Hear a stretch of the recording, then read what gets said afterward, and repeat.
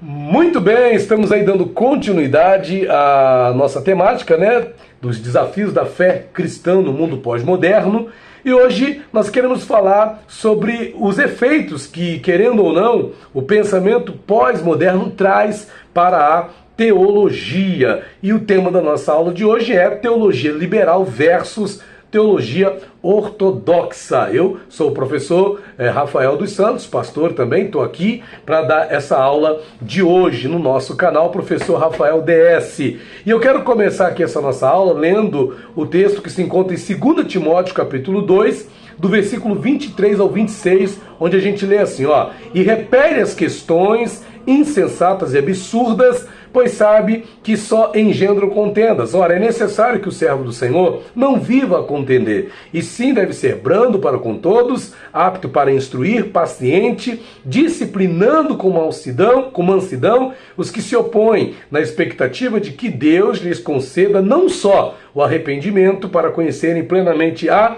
verdade, mas também o retorno à sensatez, livrando-se eles dos laços do diabo, tendo sido feitos cativos por ele para cumprirem a sua vontade. E assim a gente inicia a nossa aula de hoje, destacando aqui o quanto é necessário que nós saibamos instruir as pessoas com paciência, com mansidão, não é? Para que de fato as pessoas possam se ver livres dos laços do diabo e retornarem à sensatez, ou seja, a uma forma sensata de pensar, de analisar o que acontece no mundo, o que acontece na vida, o que acontece na caminhada cristã. E quando a gente fala de teologia, nós temos aqui um quadro que mostra as correntes teológicas, né? As correntes teológicas existentes. Não sei se você consegue visualizar aí, ó, correntes teológicas, tá vendo? Esse quadro mostra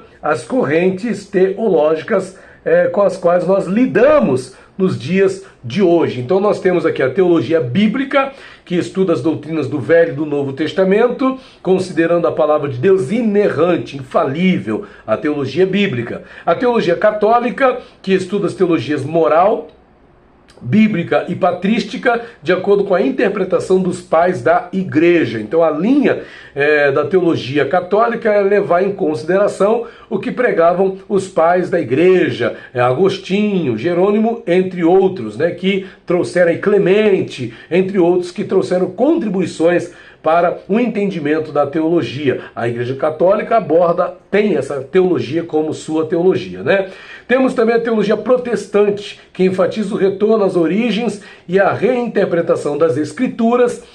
Seus temas principais são somente as Escrituras, Cristo, a fé e a graça. O famoso 5 solas, né, da Reforma Protestante. E a Reforma Protestante, ou melhor, a teologia protestante, está pautada aí nesses fundamentos. E tem a teologia natural, que busca o conhecimento de Deus baseado na criação e na razão humana, e de onde oriunda a teologia liberal. E a teologia liberal tem alguns pressupostos. E quais são esses pressupostos da teologia liberal? Primeiramente, a Bíblia como um livro mitológico. A Bíblia, então, não seria um livro inspirado por Deus, né, uma palavra inspirada por Deus, mas sim um livro mitológico, ou seja, e essa é uma das heresias mais defendidas no pensamento pós-moderno, que tem por base a teologia liberal.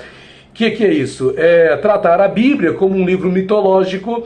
Eles consideram as narrativas bíblicas, inclusive a da criação de todas as coisas, como mitos, fábulas, apenas contendo alguma verdade moral e não fatos literais, verídicos, insuspeitos e históricos. E como se fossem fruto da imaginação de alguém. Então a teologia liberal tem esse pressuposto de ver a Bíblia como um livro mitológico, inclusive os personagens que nela consistem, né, como Moisés, Abraão, o próprio Jesus, entre outros personagens, seriam apenas mitos, uma vez que esse pensamento, essa linha de entendimento, vê a Bíblia apenas como um livro mitológico, apenas como uma fábula, apenas como uma história inventada por alguém.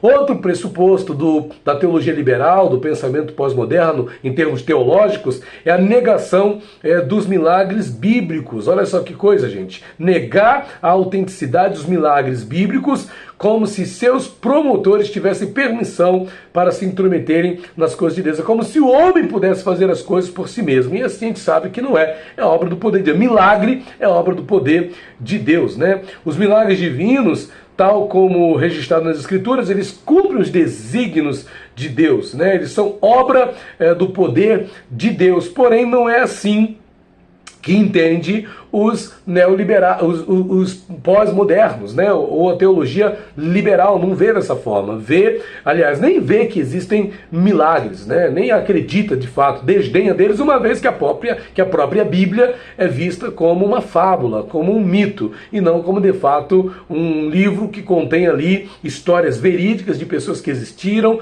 e que traz princípios que de fato seriam válidos para a humanidade. Outro pressuposto aqui da teologia liberal é a crença no Jesus histórico, né? Ou seja, não crê no propósito redentor e expiador da obra de Cristo, concernente ao homem perdido que está vivendo no pecado, sem Deus, sem salvação. E é interessante que há uma distinção entre Cristo histórico, Jesus histórico e Jesus relacional.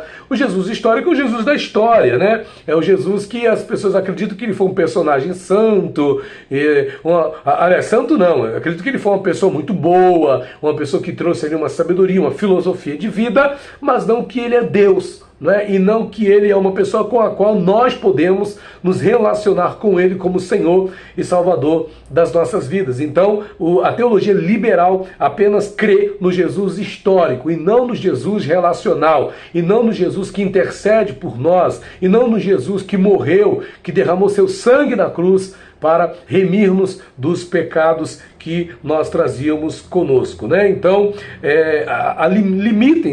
limita o papel e a importância de Jesus.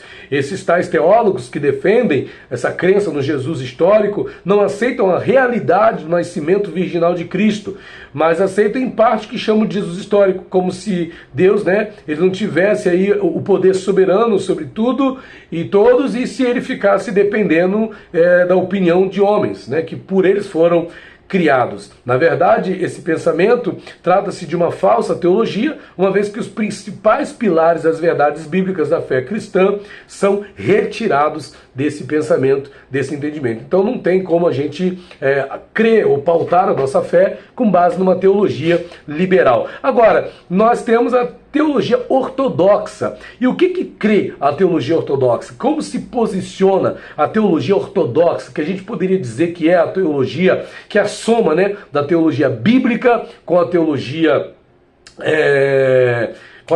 protestante. Essa teologia ortodoxa seria a soma tanto da teologia bíblica, vamos dizer que teria também um pouquinho da teologia católica, porque os pais da igreja de alguma maneira têm também um certo peso no entendimento teológico ortodoxo, não é? E juntamente aí os preceitos da teologia protestante. E o que essa teologia ortodoxa entende? O que ela entende? Entende primeiramente a inspiração e a inerrância da Bíblia Sagrada, ou seja, a palavra de Deus como inspirada por Deus, conforme está escrito em 2 Timóteo 3,16, que diz que toda a Escritura é inspirada por Deus, ok? Então, ao contrário da teologia liberal, nós que cremos na teologia ortodoxa, que cremos em Deus de fato, reafirmamos como verdade teológica a inspiração divina e completa da Bíblia. Então, nós cremos que a Bíblia ela é inspirada por Deus e também cremos que a Bíblia é inerrante, né? A teologia ortodoxa prega que a Bíblia é inerrante, ela é a inerrante palavra de Deus. Nela não tem erros, ok? Ela não contém erros nem qualquer contradição. Assim vê a teologia ortodoxa. E para a gente concluir, então, essa nossa aula, qual deve ser o nosso papel? Nós temos, diante da teologia liberal, diante do pensamento pós-moderno, a nossa postura deve ser a de apologistas cristãos. Ou seja, o que apologista? É aqueles que defendem a fé no Evangelho. E para isso eu quero ressaltar aqui um versículo que se encontra em Judas, capítulo número 1, que enfatiza esse dever de sermos apologistas, defensores da nossa fé. Judas 1, versículo 3, olha: amados, quando empregava toda a diligência em escrever-vos acerca da nossa comum salvação, foi que me senti obrigado a corresponder-me convosco, exortando-vos a batalhardes diligentemente pela fé que uma vez por todas foi entregue aos santos. Diante de tudo isso, esse é o nosso dever, sermos apologistas, ou seja, pessoas que defendem o quê? A fé bíblica, a fé evangélica, a fé dos evangelhos, como diz Judas aqui, no seu livro, na Epístola de Judas, no versículo 3, a batalhardes diligentemente pela fé que uma vez por todas foi entregue aos santos. Diante de tudo isso, que essa seja a nossa postura, de batalhar pela nossa fé, de batalhar pelos princípios que a palavra de Deus ensina, de batalhar por aquilo que de fato Deus, através da sua palavra, nos mostra, através da sua palavra, nos ensina, ok? Deus abençoe a sua vida, muito obrigado por ter assistido, até o próximo vídeo, se Deus quiser. Tchau, tchau, fui!